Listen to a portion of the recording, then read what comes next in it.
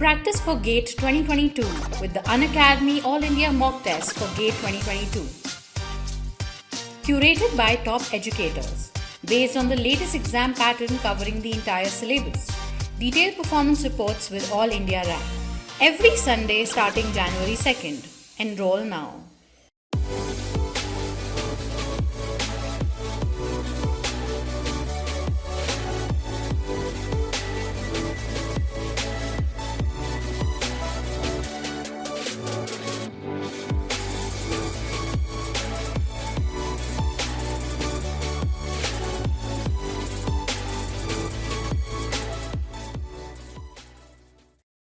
नमस्कार दोस्तों, कैसे हैं आप लोग? उम्मीद करता हूँ कि आप अपने घर में सुरक्षित गेट की प्रिपरेशन में लगे हुए हैं। एएससी की तैयारी कर रहे हैं आप और जो भी आप प्रिपरेशन कर रहे हैं, गेट हो चाहे एएससी हो, सही रास्ते पर आप हैं। प्रैक्टिस आप कर रहे हैं, फुल लेंथ टेस्ट आपने देना स्टार्ट कर दिया है और रिवीजन जो है, उसकी स्ट्रेटेजी जो है आपकी वो परफेक्ट चल रही है। लेकिन हो सकता है कुछ पॉइंट्स हों, कुछ छोटी-मोटी दिक्कतें आपको आ रही हों, जिनके चलते आपकी प्रिपरेशन में थोड़ा बहुत खलल पड़ रहा है। उसके लिए उनको कोशिश करिए कि उनको धीरे-धीरे उनको रिज़ॉल्व करें। लेकिन कुछ स्टूडेंट्स के कुछ फ्रीक्वेंट डाउट्स थे, कुछ फ्रीक्वेंट प्रॉब्लम्स थी और कुछ फ्रीक्वेंट गलतियाँ थी जो बच्चे करते हैं। उस चीज़ से रिलेटेड एक वीडियो मैं बनाना चाह रहा था, तो आज एक सेशन मैं लेकर आया हूँ आप लोगों के लिए कि precautions while you are attempting it. Not just attempting, जब आप तैयारी कर रहे हैं, तब आप क्वेश्चंस भी अटेम्प्ट कर रहे हैं, तब आप पीवाईक्यूज़ दे रहे हैं, तब आप एफएलटीज़ दे रहे हैं। तो जितने भी टेस्ट आप दे रहे हैं, जितनी भी प्रॉब्लम्स आप कर रहे हैं, हर समय, हर टाइम आपको कुछ पॉइंट्स हैं जो आपको ध्यान रखने हैं, कुछ प्रिकॉशंस हैं जो आपको मैंडेटरी रूप से आपको लेने चाहिए। सबसे पहले अपने आप को इंट्रोड्यूस कर देता हूँ एक बार। My name is Shivam Gupta and I have graduated from IIT BHU Varanasi, mechanical engineering stream. Okay. Then after my graduation, I secured All India rank 24 in mechanical engineering, GATE 2021, and All India rank 23 in engineering sciences stream in the same year, GATE 2021. ठीक है, moving on. AIMT, जैसा कि मैंने आपको पहले भी बताया है और आज भी आपको बताना चाह रहा हूँ कि AIMT करके एक नया इनिशिएटिव जो अनअकैडमी आप लोगों के लिए लेकर आया है, कि आप फुल लेंथ टेस्ट जो होते हैं, जो आपको हो सकता है आपने देना स्टार्ट कर दिया हो, किसी कोचिंग इंस्टीट्यूट का आपने ज्वाइन भी कर रखा हो, लेकिन एक कंप्लीटली जो आपका एक्सपीरियंस एग्जाम लाइक सिचुएशन में, एग्जाम लाइक सेटिंग में आपका जो टेस्ट होता है, उसके लिए अनअकैडमी ने भी एक जो है इनिशिएटिव लिया है। आपको 2 जनवरी से लेकर 30 जनवरी तक आपके टेस्ट कंडक्ट करवाए रहेंगे। यहाँ पर ऑल इंडिया मॉक टेस्ट होंगे, ऑल इंडिया लेवल पर ऑर्गेनाइज करवाए जाएंगे। टॉप एडुकेटर्स जो है अनअकैडमी के, उनके द्वारा तैयार किए गए हैं टेस्ट, और साथ ही जो इनके वीडियो सॉल्यूशंस आपको फाइनली दिए जाएंगे, वो भी अनअकैडमी के टॉप एडुकेटर्स द्वारा बनाए गए होंगे। क्या मदद आपको यहाँ से मिलेगी? देखिए, जब भी आप एक फुल लेंथ टेस्ट देते हैं, उसको एनालाइज करना अपने आप में बहुत इंपॉर्टेंट पार्ट है, बहुत चैलेंजिंग पार्ट है।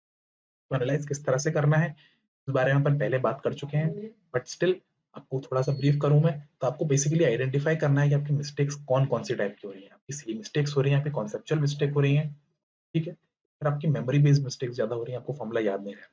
तो इस तरह की चीज़ें आपको आपको डिफरेंशिएट करना है हर एक मिस्टेक में, और अकॉर्डिंगली अपनी प्रिपरेशन में आपको चेंजेस लाने हैं, आपको मॉडिफाई करना है अपनी स्ट्रेटजी को, ठीक है? इस तरह से एनालाइज़ करने के लिए आपको टेस्ट देना होगा, और एक बहुत अच्छा टेस्ट फॉर्मेट आपके लिए अनअकैडमी लेकर आया है। एआईएमटी के फॉर्मेट में 2 जनवरी से लेकर 30 जनवरी तक 5 टेस्ट आपके हर संडे कंडक्ट करवाए जाएँगे। डेफिनिटली आपको देने चाहिए। इस टेस्ट को देने के लिए आपको एनरोल करना पड़ेगा। एनरोल करने की लिंक नीचे वीडियो के दी गई है, डेफिनेटली डिस्क्रिप्शन सेक्शन में जाइए और एनरोल कर लीजिए। मूविंग ऑन, अनअकैडमी का टेलीग्राम चैनल, जैसा कि आप स्क्रीन पर देख सकते हैं, लिंक आपको यहाँ पर दिखाई गई है। इस लिंक पर अगर आप जाकर ज्वाइन करें, जाकर अनअकैडमी के टेलीग्राम को ज्वाइन करते हैं, then you will be getting all the updates regularly regarding upcoming YouTube session, upcoming special classes of Unacademy, ठीक है? जो भी आपकी GATE related, GATE specific classes हैं, उनके आपको रेगुलर अपडेट्स मिलते रहेंगे। साथ ही जो भी आपके नए कोर्सेज आ रहे हैं, नए कह सकते हैं कि ऑफर्स या फिर प्राइसिंग सबको अनअकैडमी की जो देखने को मिलती हैं, उनसे रिलेटेड सारी इन्फॉर्मेशन आपको यहाँ पर इस चैनल पर मिल जाएगी। So if you want to join this particular Telegram channel, if you want to get regular updates, if you want to be updated about all the initiatives, all the programs of Unacademy, then please join this channel. Moving on, two types of courses are being uh, run by Unacademy right now. पहले courses हैं आपके plus courses, दूसरे हैं आपके iconic courses. क्या खास बात है दोनों कोर्सेज की, उसके बारे में थोड़ी सी चर्चा कर लेते हैं। प्लस कोर्सेज की जहां तक अपन बात करते हैं, तो यहाँ पर आपको लाइव क्लासेस जो है टॉप एजुकेटर्स द्वारा देखने को मिलती है। वीकली टेस्ट आपके कंडक्ट करवाए जाते हैं।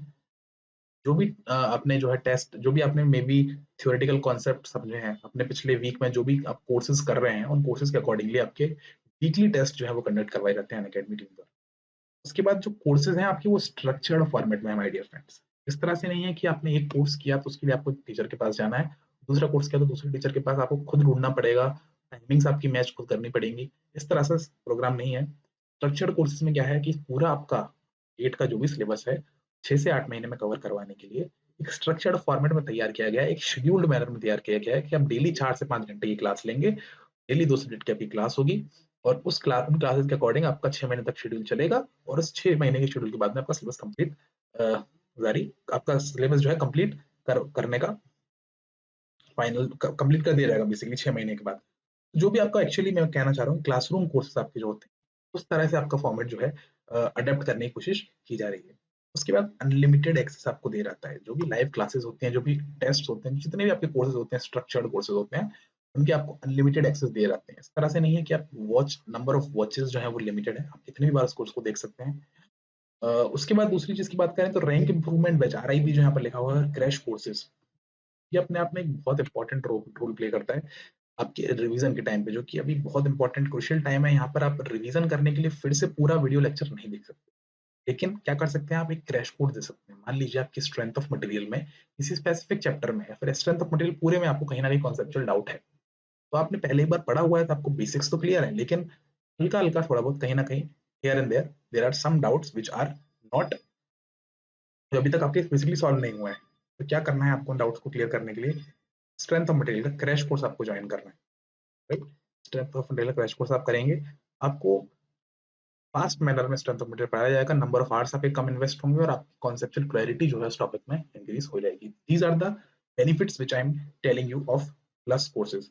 ठीक है, प्लस कोर्सेज के जो बेनिफिट्स हैं उनके बारे में आपको बात कर रहा था। अब आइकॉनिक कोर्सेज की बात करें तो यहाँ पर आपकी प्रिपरेशन जो है उसका वे ऑफ प्रिपरेशन थोड़ा सा मॉडिफाई किया जाता है, और पर्सनलाइज्ड वे में, कस्टमाइज्ड वे ऑफ प्रिपरेशन की तरफ आपकी प्रिपरेशन है, गेट की प्रिपरेशन है, उसको थोड़ा सा फोकस किया जाता है।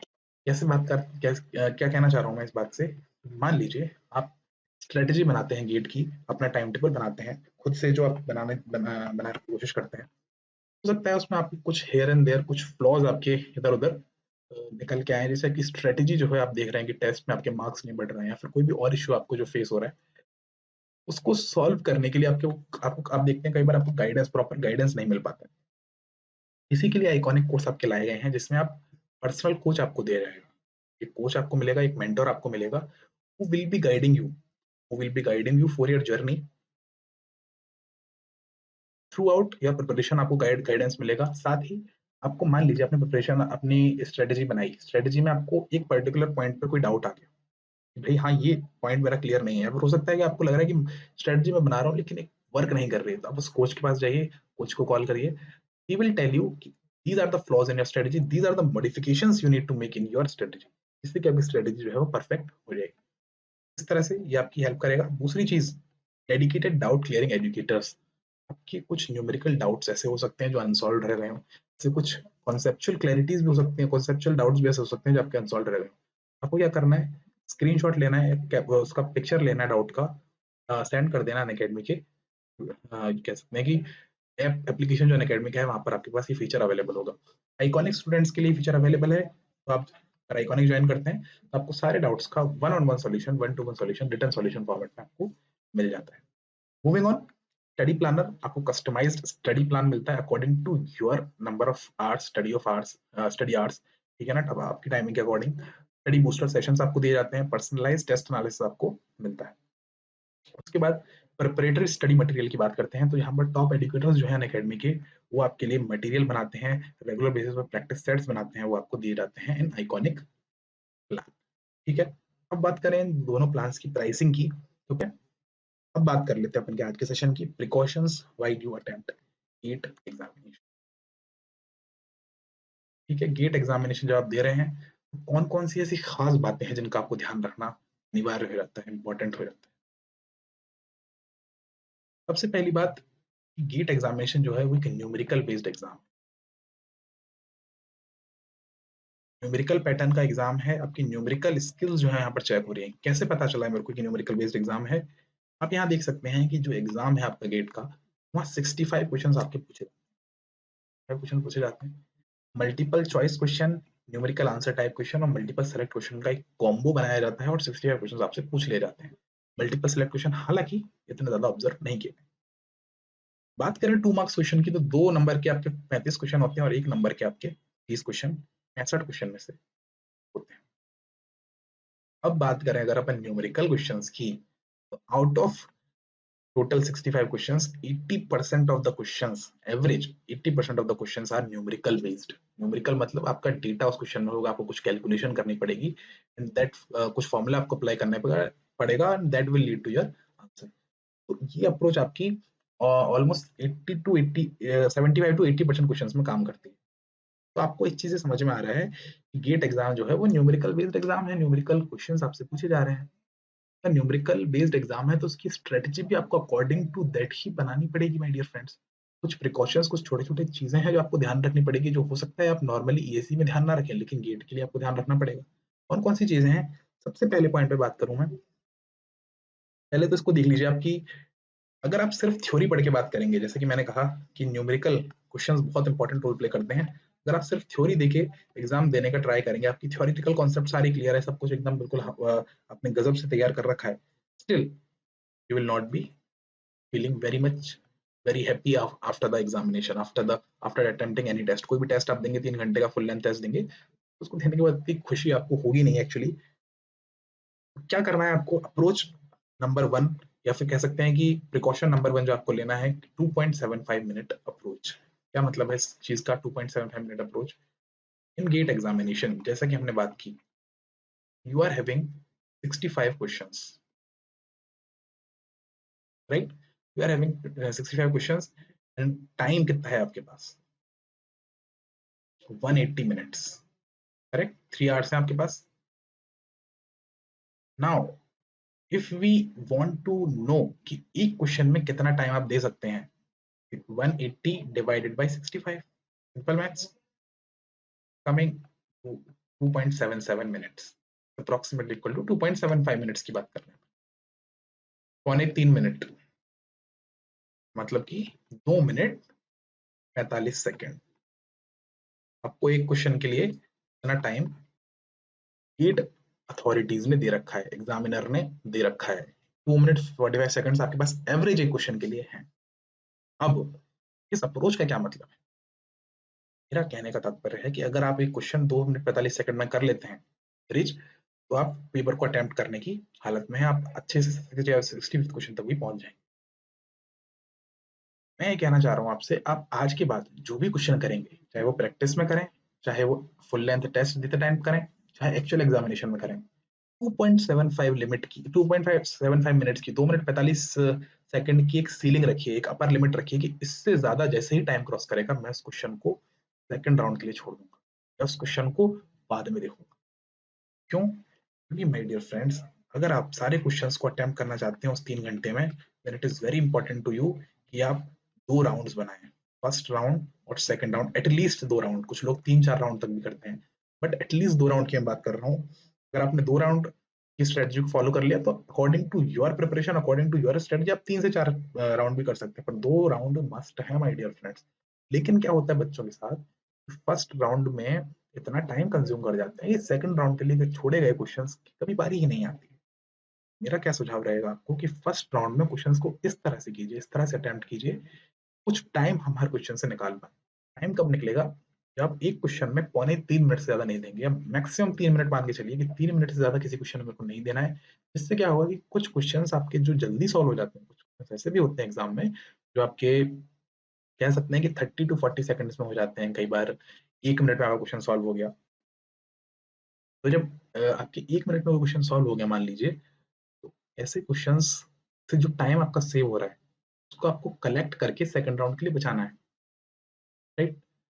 लेकिन दिक्कत क्या आ रही है हमारे साथ कि हम जिस क्वेश्चन में, किसी क्वेश्चन में 1 मिनट लगा रहे हैं, तो किसी क्वेश्चन में 8 मिनट भी लगा दे रहे हैं, 7 मिनट, 4 मिनट, 5 मिनट भी लगा दे रहे हैं। वहां से अपना टाइम बच नहीं पा रहा है। तो अपने को क्या करना है कि जिस क्वेश्चन में हमको लग रहा है भाई 3 मिनट आप अपने जा चुके हैं इस क्वेश्चन पे या फिर पौने 3 मिनट अपने निकल चुके हैं और अभी तक भी कोई बहुत ज़्यादा अच्छा कुछ अपना है नहीं कि आधा आधा क्वेश्चन भी सॉल्व अभी तक नहीं हुआ है, फिर बस आधा ही क्वेश्चन सॉल्व हुआ है, तो उस क्वेश्चन को वहीं पे छोड़ दीजिए। Leave this that question that particular question वहीं पे और उसके बाद सेकंड राउंड के लिए छोड़िए और अगले क्वेश्चन पर आप आगे मूव ऑन कर जाइए, जिससे आपका टाइम जो है सेकंड राउंड के लिए बच जाएगा। 2.75 मिनट्स क्या आपको सीधे एग्जाम में जाके लगानी है? माय डियर फ्रेंड, पॉसिबल ही नहीं है, ऐसा प्रैक्टिकली पॉसिबल ही नहीं है कि आप सीधे एग्जाम में जाके कोई स्ट्रेटजी को अप्लाई कर दें। को माइंडसेट तैयार करना पड़ेगा, प्रैक्टिस करनी पड़ेगी, इस ब्रेन को ट्रेन करना पड़ेगा कि 2.75 मिनट्स के बाद आपका ब्रेन जो है उस क्वेश्चन से दूसरे क्वेश्चन की तरफ शिफ्ट हो जाए। घड़ी देख के नहीं करना है 2.75 मिनट्स, आपके माइंड में ऐसी ऑटोमेटिक क्लॉक क्रिएट हो जानी चाहिए कि अप्रोक्सीमेटली 3 मिनट पौने 3 मिनट के बाद आप क्वेश्चन को छोड़ के अगले क्वेश्चन पे बढ़ जाते हैं। कैसे क्रिएट हो गए, कैसे सॉल्व हो गए प्रॉब्लम? एक्चुअली क्या दिक्कत है कि हम लोग जब क्वेश्चन सॉल्व करते हैं, क्वेश्चन सॉल्व करना स्टार्ट करते हैं, तो माइंड में अपने जब ये इस तरह की एक ईगो वाला भाव आ जाता है कि भैया ये क्वेश्चन को सॉल्व करके रहूँगा। कई कई बार ऐसा होता है कि स्ट्रेंथ ऑफ मटेरियल मान लीजिए किसी का सब फेवरेट सब्जेक्ट है, तो स्ट्रेंथ ऑफ मटेरियल क्वेश्चन आएगा तो माना वो क्वेश्चन हो सकता है कि टफ क्वेश्चन आ गया हो या हो सकता है थोड़ा ट्रिकी क्वेश्चन आ गया हो, बट वो बच्चा लगा रहेगा उस क्वेश्चन को सॉल्व करने 5 मिनट 6 मिनट वेस्ट कर देगा अपने अ, और उसके बाद उसको रियलाइज़ हुआ कि अरे इतना टाइम इसमें वेस्ट हो गया। तो आपको क्या करना है बेसिकली आपको इस तरह से क्वेश्चन से चिपक नहीं जाना है। आपको ध्यान रखना है कि you are having maximum of 3 minutes to solve a particular question. उस चीज़ को ध्यान रखिए। सेकंड राउंड के लिए इस क्वेश्चन को छोड़ दीजिए और ये चीज़ें आपको ये स्ट्रैटेजी जो है ये 2.75 मिनट अप्रोच जो है वो आज ही से हर क्वेश्चन में अप्लाई करना स्टार्ट कर देना है। Whether you are solving PYQs, whether you are solving FLTs आप दे रहे हैं, पार्ट टेस्ट दे रहे हैं या फिर किसी बुकलेट को आप सॉल्व कर रहे हैं, किसी क्वेश्चन प्रॉब्लम से नॉर्मल आपने पहले टिक किया हुआ था उसको आप सॉल्व कर रहे हैं, कुछ भी whatever you are solving, whatever the practice problems you are solving, वो 2.75 मिनट से ज्यादा उसमें इन्वेस्ट नहीं करने हैं in the first round. Time लगा के करिए, 2.75 मिनट से ज्यादा होते छोड़ दीजिए, अगली बार सेकंड अटेम्प्ट में आकर उसको ये आपकी यहाँ पे जब दिमाग तक ट्रेन हो जाएगा ना तो एग्जाम के दिन आपको ये पूरा रिफ्लेक्ट होता हुआ दिखाई देगा। This is very important thing जो आपको याद रखनी है। आई थिंक ये चीज आपको समझ में आ गई होगी। कोई भी डाउट इस चीज से रिलेटेड हो आप मेरे से कमेंट सेक्शन में पूछ सकते हैं। ठीक है, इज इट क्लियर?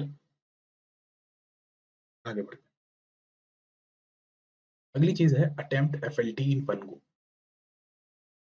क्या होता है जब आप लोग एफएलटीज देते हैं वो होता है 3 घंटे का। हमने प्रिपरेशन करी है पूरे साल भर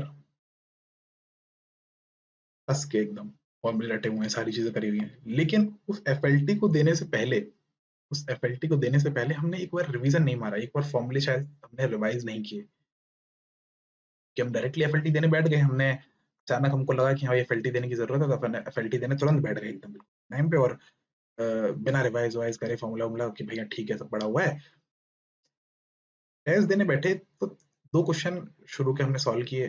वो तीसरे क्वेश्चन में हमको लगा कि फॉर्मूला हमको आता तो है एकदम, बस स्क्वायर है क्यूब है ये कोई बता दे, ठीक है छोड़ दे तीसरा।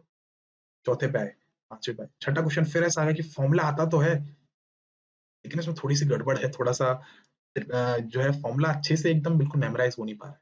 चौथे क्वेश्चन में आपको कॉन्सेप्ट उसका थोड़ा सा भूल गए, अगले क्वेश्चन में आप थोड़ा सा कोई चीज और आपकी ऐसी भूल गए जो ज्यादा क्रिटिकल नहीं है, बस आप भूल गए क्योंकि आपका रिवीजन प्रॉपर नहीं हुआ।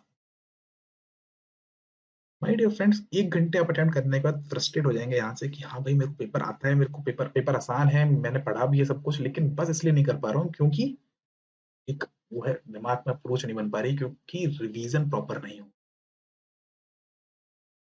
आप क्या करेंगे, 1 घंटे के बाद पेपर को छोड़ देंगे और उसके बाद कुछ और पढ़ने लग जाएंगे अपना, उसके बाद 2 दिन बाद आके देखेंगे कि अरे ये पेपर दिया था पर 1 घंटे में अच्छा मेरा इसमें था नहीं, तो अब मैं अगला पेपर ही अटेम्प्ट करूंगा, इस पेपर को वेस्ट कर देंगे। 1 घंटा आपने जो पेपर में दिया, जो रिगरस आपका माइंड को इरिटेट किया जिसने, वो इरिटेशन आपका वेस्ट चला गया माय डियर फ्रेंड्स।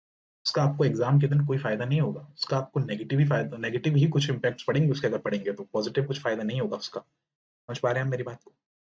क्या कहना चाह रहा हूँ मैं, पेपर आपको वन गो में देना है, एक बार में 3 घंटे सेटिंग लगा के देना है, लेकिन उस 3 घंटे की सेटिंग के लिए मोटिवेशन तब आएगा जब आप थोड़ा बहुत इंप्रूवमेंट, थोड़ा सा परफॉर्मेंस आप उसमें दिखाएंगे। परफॉर्मेंस कब आएगा? जब आप रिवीजन करेंगे। रिवीजन कौन से रिवीजन की बात कर रहा हूँ मैं? रेगुलर रिवीजन तो आपका चल रहा है, मैं कह रहा हूँ आपका एग्जाम से आप जब टेस्ट दे रहे हैं तो टेस्ट से जस्ट पहले आपको एक रिवीजन करना है माय डियर फ्रेंड्स। टेस्ट से पहले एक बार फॉर्मूला रिवाइज करना है आपको। टेस्ट से पहले अगर एक बार फॉर्मूले रिवाइज कर लेंगे तो उससे आपकी एग्जाम में, आपके टेस्ट देते टाइम आपका कॉन्फिडेंस जो है वो बस्ट नहीं होगा, कॉन्फिडेंस जो है वो एकदम बूस्ट होता रहेगा, कॉन्फिडेंस आपके अंदर रहेगा क्या फॉर्मूला तो मेरे को याद है, अब तो कॉन्सेप्ट बस लगाना है। लेकिन जब फॉर्मूले में आपके टिप्स पे नहीं होंगे ना, जो कि आपके एक्चुअली याद थे आपको लेकिन बस टिप्स पे नहीं थे, आपको बस क्यूब या स्क्वायर की आप गलती कर रहे थे, चलिए मिस्टेक्स आपकी कम हो जाएंगी, कॉन्फिडेंस आपका बढ़ जाएगा, एक बार में टेस्ट देंगे, आपका जो टेस्ट है 3 घंटे टेस्ट, 3 घंटे अपने दिमाग को आपने इरिटेट किया है, 3 घंटे टेस्ट दिया है, वो आपका कंप्लीटली यूटिलाइज होगा on the day of exam. समझ पा रहे हैं आप मैं क्या कह रहा हूँ? इस चीज को समझने की कोशिश कीजिए माय डियर फ्रेंड्स,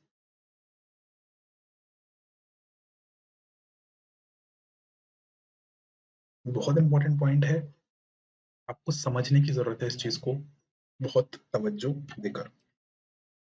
ठीक है, आगे बढ़ा जाए। You have a lot to revise my dear friends, आपके पास रिवीजन करने के लिए बहुत कुछ है। क्यों कह रहा हूँ मैं ये? मैंने देखा कई सारे स्टूडेंट्स इररिलेवेंट चीजों में फंस जाते हैं। मशीन डिजाइन 2 नंबर का गेट एग्जाम पूछा जाता है my dear friends, machine design 2 से 3 नंबर का गेट एग्जाम में पूछा जाता है, मैकेनिकल इंजीनियरिंग की बात कर रहा हूँ।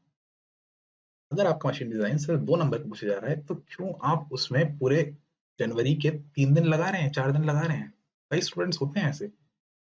इवन मैंने भी ऐसी गलतियां की थी, जब मैं फर्स्ट अटेम्प्ट अपना दे रहा था 2020 में, जब मैं अपना पहला अटेम्प्ट दे रहा था तो मैंने भी ये गलतियां की थी कि जो टॉपिक इतने रिलेवेंट नहीं है एग्जाम के लिए, जो हो सकता है, देखिए मशीन डिजाइन का स्पेसिफिक पोर्शन है जिससे क्वेश्चन पूछे जाते हैं, आपका बियरिंग वाला सेक्शन है, एस एंड डायग्राम वाला सेक्शन है, वहां से भी एग्जाम्पल देके बता रहा हूँ आपको, वहां से आपके क्वेश्चन थोड़े फ्रिक्वेंटली पूछे जाते हैं, थ्योरी ऑफ फेलियर है वहां से क्वेश्चन पूछे जाते हैं।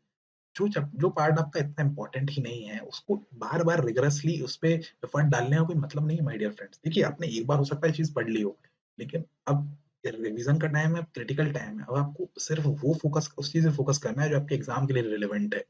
100 में से जो 95 मार्क्स का पेपर जहां से आ रहा है वहां आपको फोकस करना है, बच्चे को सिर्फ 5 नंबर के लिए आप अपना टाइम वेस्ट मत कीजिए।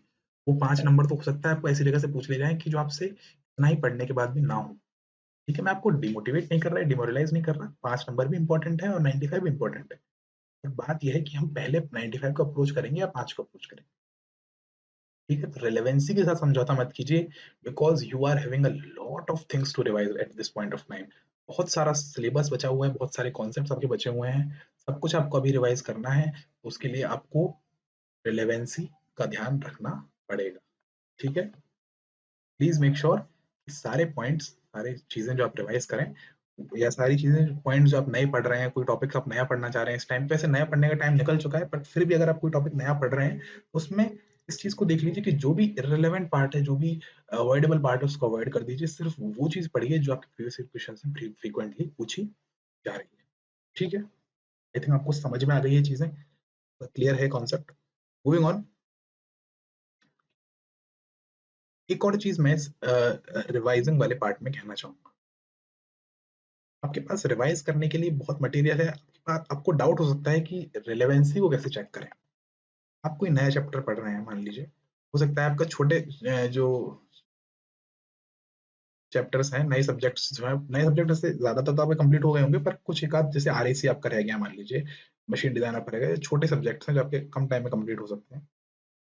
अब अगर आप इनको कंप्लीट करना चाह रहे हैं, फिर से इनको जीरो से उठाना चाह रहे हैं, तो आपको अब इनमें क्या करना है? आपको पहले देखना है पीवाई क्यूज। थ्योरी पढ़ने से पहले पीवाई क्यूज देखिए, उसमें समझने की कोशिश कीजिए क्वेश्चंस किस टाइप के जो हैं जो फ्रीक्वेंटली रिपीट हो रहे हैं, बार बार जो फ्रीक्वेंटली क्वेश्चंस रिपीट हो रहे हैं, रिपीटेशन किन क्वेश्चंस का है। ठीक है ना, रिपीटेशन जिन क्वेश्चंस का है वही क्वेश्चन आपके लिए एग्जाम में बहुत ज्यादा इंपॉर्टेंट है, क्योंकि ये टॉपिक्स ऐसे हैं जहां से आपके रिपीटेटिव क्वेश्चंस जो है वो पूछे जाते हैं, सेम टाइप क्वेश्चंस हर साल पूछे जाते हैं। तो उन क्वेश्चंस को समझने की कोशिश कीजिए और उन क्वेश्चंस के ऊपर ही ज्यादा फोकस अपना आपको रखना है। देखिए थ्योरी आप पूरी पढ़िए, थ्योरी आप पूरी समझ पूरी पढ़िए, थ्योरी ये नहीं कह रहा मैं कि आप थ्योरी अवॉइड कर दीजिए, कॉन्सेप्चुअली आप पूरे अच्छे से समझिए सारी चीजों को, लेकिन प्रैक्टिस की जहां बात आती है तो आपको प्रैक्टिस उस चीज पे ज्यादा फोकस करना है जहां से आपका 80% 70% पेपर पूछा जाता है। माय डियर फ्रेंड्स, रूल यही होता है 30-70 का। 30% ऑफ सिलेबस से आपका 70% क्वेश्चन आते हैं और 70% ऑफ सिलेबस से आपके 30% क्वेश्चन आते हैं। तो मैं बस ये कह रहा हूँ कि आप इस 30% को मत भूल जाइएगा, बाकी 70% के चक्कर में, और इस 30% को एब्जॉर्ब करने की, एनालाइज करने की क्षमता रखिए। आप समझने की कोशिश करिए कि वो 30% पार्ट कौन-सा है। कैसे समझेंगे? प्रीवियस ईयर क्वेश्चन्स की मदद से। प्रीवियस ईयर क्वेश्चन्स देखिए, समझिए कौन-सा पार्ट है, उसके अकॉर्डिंग एक्शन लीजिए, उसके अकॉर्डिंग रिवीजन प्लान अपना जो है उसको एग्जीक्यूट कीजिए। रिवीजन प्लान बनाइए, उसके बाद एग्जीक्यूट। ठीक है, आई थिंक आपको इतना पॉइंट मेरा क्लियर हो गया है। Moving on, read question with patience. देखिए, patience is very very important my dear friend. जब भी आप क्वेश्चंस पढ़ते हैं, जब भी आपका एग्जाम में क्वेश्चन पढ़ते हैं, कई बार आपके क्वेश्चंस मल्टीपल पैराग्राफ्स में होते हैं, या फिर एक एटलीस्ट एक बड़ा सा पैराग्राफ आपको दिखेगा क्वेश्चन में। एप्टीट्यूड क्वेश्चंस आप देखते हैं तो कई बार बड़े बड़े पैराग्राफ आपको देखने को मिल जाते हैं। उन क्वेश्चंस को थोड़ा सा ध्यान से और एक एक डेटा के साथ पढ़िए। क्या होगा, जब आप क्वेश्चंस पढ़ेंगे तो थोड़ा सा एंग्जाइटी की वजह से इम्पेशंस क्रिएट होता है। तो आप डेटा जो है उसको या तो गलत पढ़ जाते हैं या फिर मिस कर जाते हैं, जिसके चक्कर में आपको क्वेश्चन फिर से पढ़ना पड़ेगा। और जब क्वेश्चन फिर से पढ़ रहे हैं तो आप ये मान लीजिए ऑलमोस्ट डबल टाइम ले रहे हैं उस क्वेश्चन को सॉल्व। जहाँ जिस एग्जाम में हमारे लिए टाइम इतना क्रूशियल है, टाइम इतना इम्पोर्टेंट है, वहाँ पर हम इस तरह की गलती नहीं कर सकते कि हम क्वेश्चन को फिर से पढ़ रहे हैं। कभी भी क्वेश्चन को इस तरह से पढ़िए, इतना तसल्ली से, इतने पेशेंस के साथ पढ़िए कि जब आप उस क्वेश्चन को पहली बार पढ़ें तो आपको अच्छे से क्लैरिटी आ जाए कि मुझे क्या इसमें पूछा गया है, क्या इसमें दिया गया है, और एक-एक डाटा को साथ में नोट करते चलें। एक डाटा को साथ में नोट करते चलें, नोट बनाते चलें उसका, जिससे कि उस क्वेश्चन को फिर से पढ़ने की नौबत ना आए। फिर से पढ़ना, देखिए ऐसा नहीं कह रहा मैं कि आप कुछ भी हो जाए फिर से नहीं पढ़ना है क्वेश्चन, बट हैबिट डालिए कि पहली बार में क्वेश्चन को इतना ध्यान से पढ़ना है कि उसका एक-एक चीज़ अपने पास नोट हो जाए। ये चीज़ फाइनल एग्ज़ाम के दिन आप एग्ज़ीक्यूट नहीं कर सकते सीधे, आपको प्रैक्टिस के अंदर डालनी पड़ेगी, अपनी हैबिट में लानी पड़ेगी। क्वेश्चन को पहली बार में इतने ध्यान से पढ़ना। देखिए, मैं अपनी पर्सनल एग्ज़ाम्पल लेके बताता हूँ। मेरे साथ पहले क्या था कि मैं क्वेश्चन को पहली बार तो बहुत रफली पढ़ता था, बस जल्दी-जल्दी पढ़ लिया। दूसरी बार उसको बड़े ध्यान से पढ़ता था। मैं पहली बार का टाइम कंप्लीटली वेस्ट कर रहा था। बहुत ज़्यादा टाइम मेरा इस चीज़ में कंज़्यूम हो रहा था कि पहली बार तो मैं बस उसका हल्का डेटा देखता था और कुछ नहीं करता था। तो इट इज़ वेरी इंपोर्टेंट कि पहली बार में आप क्वेश्चन को इतने ध्यान से पढ़ें कि आपको दोबारा पढ़ने की ज़रूरत। ये चीज़ें बहुत इफेक्टिव होती हैं जब आप इनको एग्ज़ीक्यूट करेंगे एग्ज़ाम में। और ये चीज़ आपकी एक दिन में एग्ज़ीक्यूट नहीं हो जाएगी। इसके लिए आपको 1 महीने रिगरस जो है प्रैक्टिस करनी पड़ेगी, रिगरस मेहनत करनी पड़ेगी, तब जाके आपकी चीज़ एक्चुअल एफर्ट में नज़र आने लगेगी। समझ पा रहे हैं आप मेरी बात को? Moving on, use the rough sheet precisely. जो रफ शीट आपको मिलती है एग्ज़ाम में, वो कुछ इस तरह का उसका फॉर्मेट होता है। अ, इस तरह से आपको एक फॉर्मेट मिलता है जिसमें आपको इस तरह से रफ शीट आपको एक प्रोवाइड की जाती है। इस तरह से मल्टीपल पेजेज़ इसमें होते हैं। यहाँ आप क्या करेंगे कि इसको थोड़ा-सा प्रिसाइज़ली यूज़ करें। ऐसा नहीं कि इसमें बड़े-बड़े लेटर्स लिख रहे हैं, बड़े-बड़े डेटास लिख रहे हैं, क्योंकि रफ शीट आपको एक ही मिलेगी। अगर वो आपकी एक बार खत्म हो गई तो उसके बाद आपके पास रफ करने के लिए कोई सॉल्यूशन नहीं है। तो क्या करना है, इनिशियली आपको इस तरह से सेक्शंस में बना लेने हैं। आपको 4-5 मिनट पहले रफ शीट दे दी जाती है। तो रफ जो डायरी मिलती है, डायरी में इस तरह से सेक्शंस बना लीजिए। क्वेश्चन नंबर 1, क्वेश्चन नंबर 2, ये लिखने की ज़रूरत नहीं, 1 2 1 2 ये तो साथ में लिखते जाइएगा। और इस तरह से क्वेश्चन को सॉल्व कीजिए कि 1 2 3 4 इस तरह से प्रिसाइज़ली एक-एक सिस्टमैटिकली क्वेश्चन को सॉल्व कीजिए। सजा के करने के लिए नहीं कह रहा हूँ मैं इसलिए कह रहा हूँ जिससे कि आप जब सेकंड राउंड के टाइम उस क्वेश्चन के पास वापस आएँगे, उस क्वेश्चन को करने के लिए वापस आएँगे, तो आप ही के लिए हेल्पफुल होने वाला है। आप ही के लिए सबसे ज़्यादा कारगर होने वाला है कि आप जब उस क्वेश्चन को फिर से देख रहे हैं तो आपको पता है कि पहले अटेम्प्ट में आपने कितना कर लिया। आप जब दोबारा उस क्वेश्चन को करेंगे तो आपके लिए एक तरह से नया क्वेश्चन होगा वो। तब आप उसको फिर से पुराना मेथड लाएँगे, फिर से गलत आंसर पाएँगे, फिर सोचेंगे कि अरे! ये तो मैंने पहले किया था। तो उतना टाइम बचाने के लिए हम क्या करेंगे, पहले क्वेश्चन से लेके थोड़ा सिस्टमैटिकली चलेंगे, जिससे कि तो सिस्टमैटिकली देखिए मेरा तरीका था कि इस तरह से मैं इसको डिवाइड कर लिया करता था। हो सकता है आपके पास कोई और तरीका हो सकता है आप इसको पेपर को इस तरह से डिवाइड करना चाहें, 4 पार्ट में, या फिर हो सकता है 3 पार्ट में डिवाइड, जैसे भी आप करना चाहें, जिस तरह भी सिस्टमैटिकली आप उसको कर सकते हैं, जितना सिस्टमैटिकली आप बना सकते हैं, ये आपके ऊपर है, आपका दिमाग है। लेकिन मैं क्या कहना चाह रहा हूँ कि रफ शीट को प्रिसाइज़ली यूज़ करें और सिस्टमैटिकली यूज़ करें, जिससे कि आपका एग्ज़ाम जो है वो सिस्टमैटिक वे में चले, आपके क्वेश्चन्स जो हैं, आप वापस उनके ऊपर जब आएँगे, आपको पता रहे कि आपने पहले क्या किया है। Things you need to learn. MCQs में एलिमिनेशन मेथड रिक्वायर्ड है माय डियर फ्रेंड्स। कभी भी आप एमसीक्यू सॉल्व करते हैं तो एलिमिनेशन, हालाँकि गेट एग्ज़ामिनेशन एक ऐसा एग्ज़ाम नहीं है जहाँ पर आप एलिमिनेशन टेक्निक को बहुत ज़्यादा यूज़ कर पाएँगे। लेकिन कई बार क्वेश्चन्स इस तरह के होते हैं कि आप एलिमिनेशन मेथड से इस क्वेश्चन को आसानी से सॉल्व कर देंगे, बजाए कि जब उसके right method actual correct method की तरफ आप अप्रोच करेंगे।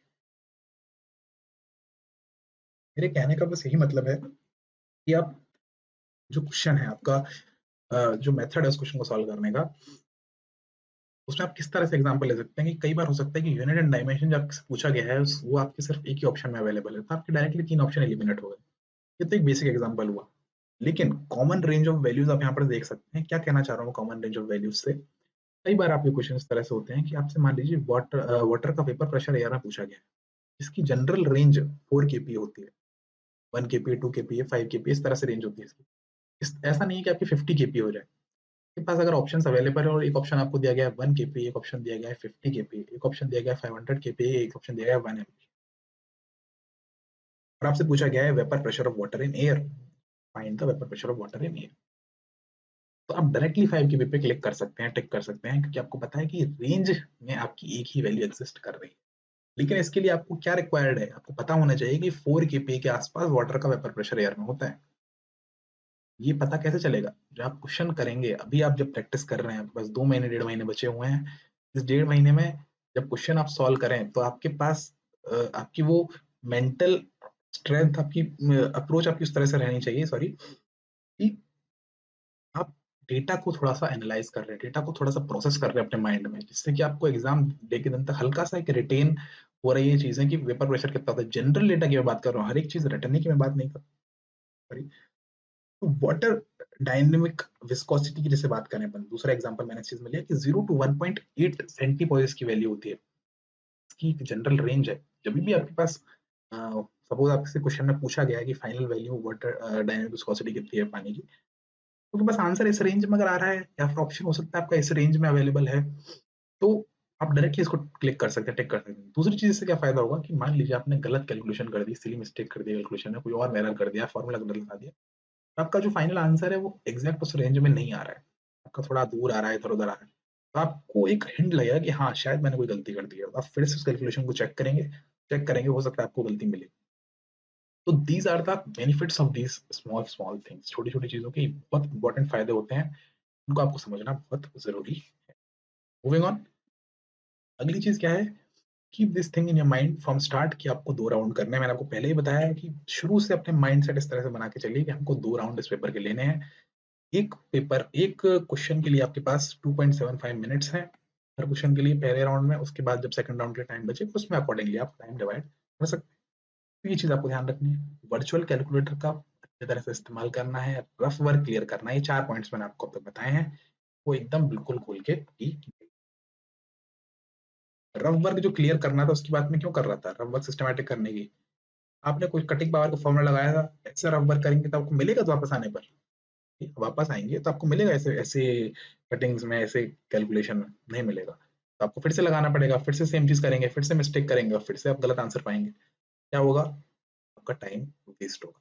तो आपको क्या करना है, सिस्टमैटिकली काम करना है, जिससे पहले जहाँ पर लाकर आपने प्रोसेस छोड़ दिया, उसके आगे से आप अब कंटिन्यू कर सकें। The expert in anything was once a beginner. किसी भी चीज़ का एक्सपर्ट डे 1 से एक्सपर्ट नहीं था। प्रोसेस के साथ, टाइम के साथ वो एक्सपर्ट बना। इस चीज़ को ध्यान रखिए, मन में रखिए।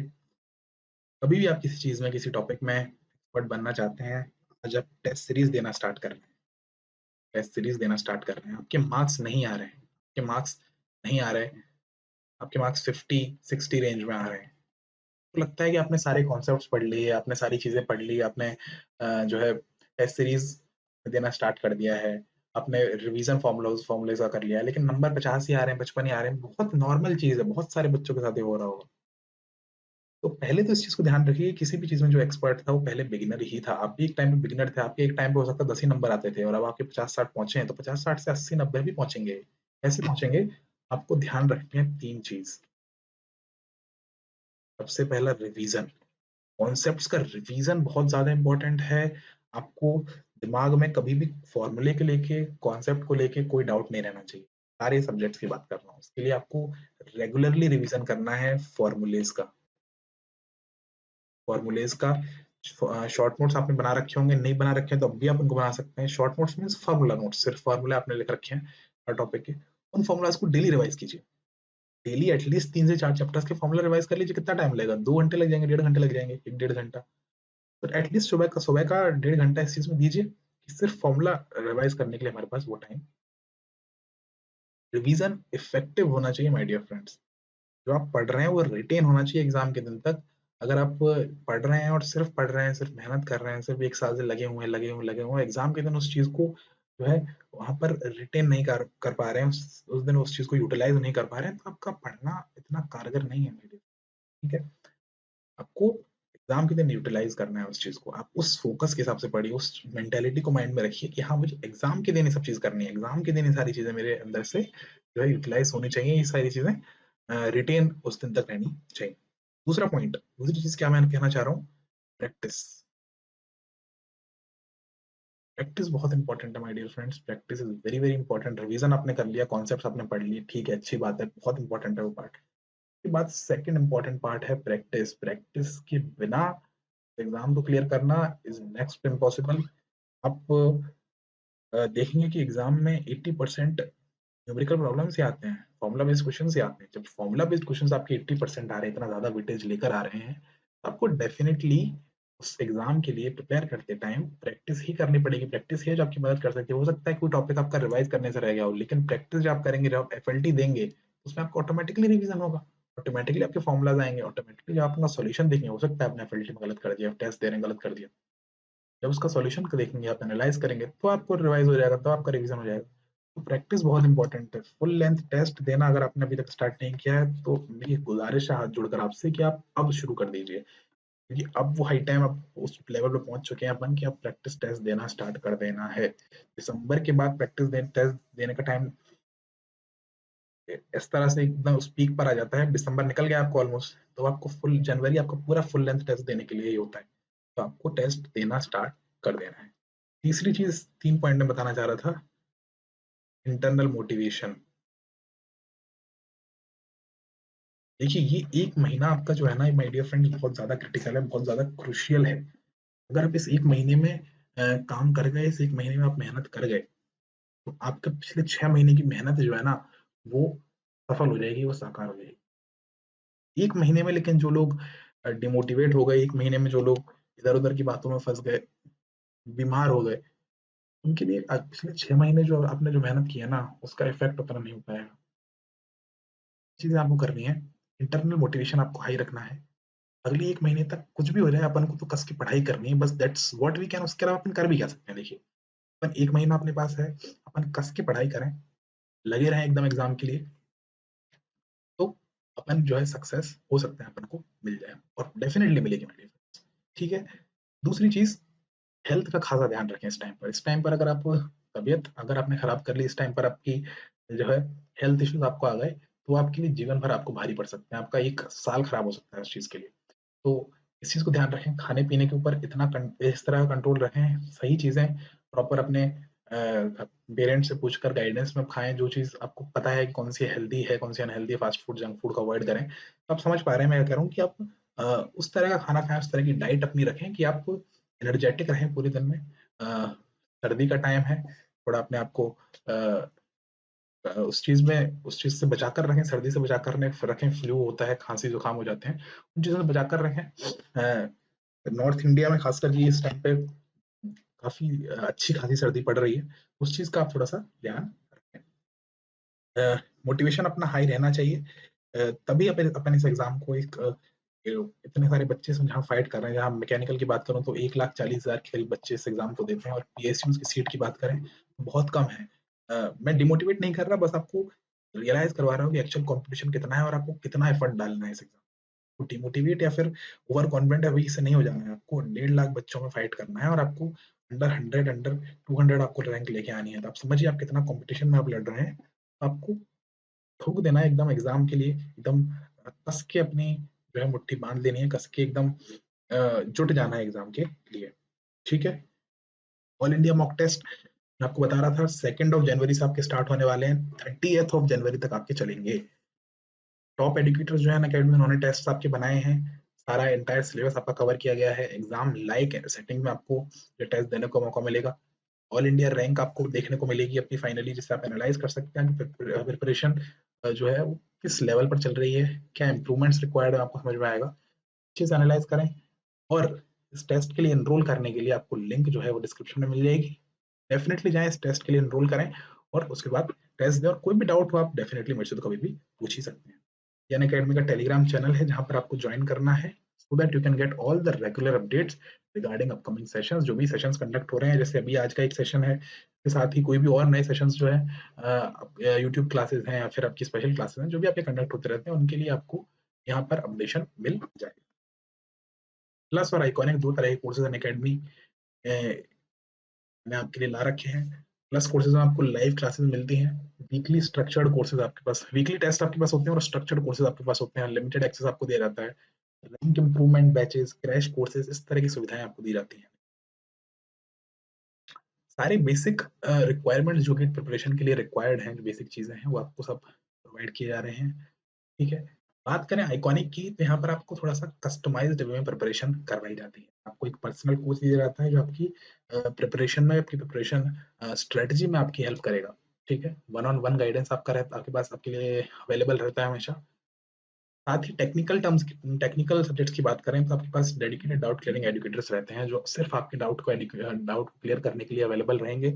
आप अपना क्वेश्चन का स्क्रीनशॉट लीजिए, उनको सेंड करिए, they will be sending the written solution of that particular problem. ठीक है, इस चीज को आप ध्यान रखिए आइकॉनिक में। दूसरी चीज, study planner, study booster session, personalised test analysis आपको दिया जाता है। साथ ही प्रिपरेटरी स्टडी मटेरियल जो अकेडमी के टॉप एजुकेटर्स ने बनाया है, वो आपको दिया जाता है। प्रैक्टिस टेस्ट इसमें इंक्लूडेड है, आपके प्रैक्टिस टेस्ट आपको दिए जा रहे हैं। ये चीजें आपके देख सकते हैं, आपके अकॉर्डिंग आपको जो भी सूट करता है, आपके according to your preparation, according to your mental strategy की प्लस आपके लिए सूटेबल रहेगा आइकॉनिक, आप सब्सक्राइब कर सकते हैं। अगर बात करें सब्सक्रिप्शन प्राइसेस की और साथ ही टाइमिंग्स की, क्या किस टाइमलाइंस आपके कोर्स में 6 मंथ्स, 12 मंथ्स, 18 मंथ्स, 24 मंथ्स में अवेलेबल है, प्राइसिंग्स आप देख सकते हैं। साथ ही अगर आप चाहते हैं कि 10% डिस्काउंट आपको मिले, then use this particular code SHIVG10, you will be getting a flat 10% discount, जो यहाँ पर देख भी सकते हैं कि आपके पास प्राइस कट के नया प्राइस लिखा हुआ है, विच इज आफ्टर 10% डिस्काउंट। तो ये आपका नया जो आपका प्राइसिंग आप देख सकते हैं। ठीक है, ऑल द बेस्ट, लगी रही एग्जाम के लिए। एग्जाम आपका बहुत ज्यादा दूर नहीं है, एक महीना बहुत ज्यादा क्रुशियल है, सर्दी का टाइम है, कुछ खाते पीते रहिए, कुछ पढ़ते रहिए, लेट नाइट स्टडीज को थोड़ा सा अवॉइड करने की कोशिश करें आजकल, और सुबह मॉर्निंग में उठे। वैसे ऐसा कोई खास रूल नहीं है कि सुबह आप पढ़ेंगे तो ज्यादा अच्छी पढ़ाई होगी, ऐसा नहीं है। आप अगर रात को पढ़ाई होती है तो रात को करें, लेकिन एग्जाम अपना दिन में होता है, एग्जाम अपन रात में नहीं दे पाएंगे ना, तो इस हिसाब से थोड़ा सा अपने शेड्यूल को थोड़ा सा धीरे धीरे चेंज करते रहें। अगर आप ज्यादा लेट नाइट पढ़ते हैं तो 10-10, 15 मिनट कम करके अगले एक महीने तक लाइन पर उसको ले आए, जिससे कि एग्जाम वाले दिन आपको दिन में नहीं देना है। ठीक है, हो सकता है आपका 9 से 12 शेड्यूल हो, तो आपको एग्जाम देते टाइम कोई दिक्कत नहीं आनी चाहिए। ठीक है, all the best for preparation.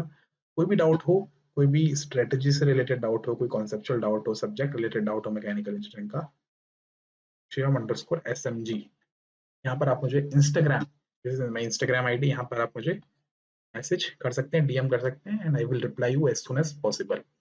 अगर वीडियो आपको पसंद आया हो तो इसको लाइक करें, चैनल सब्सक्राइब करें। All the best. Practice for GATE 2022 with the Unacademy All India Mock Test for GATE 2022. Curated by top educators, based on the latest exam pattern covering the entire syllabus. Detailed performance reports with All India rank. Every Sunday starting January 2nd. Enroll now.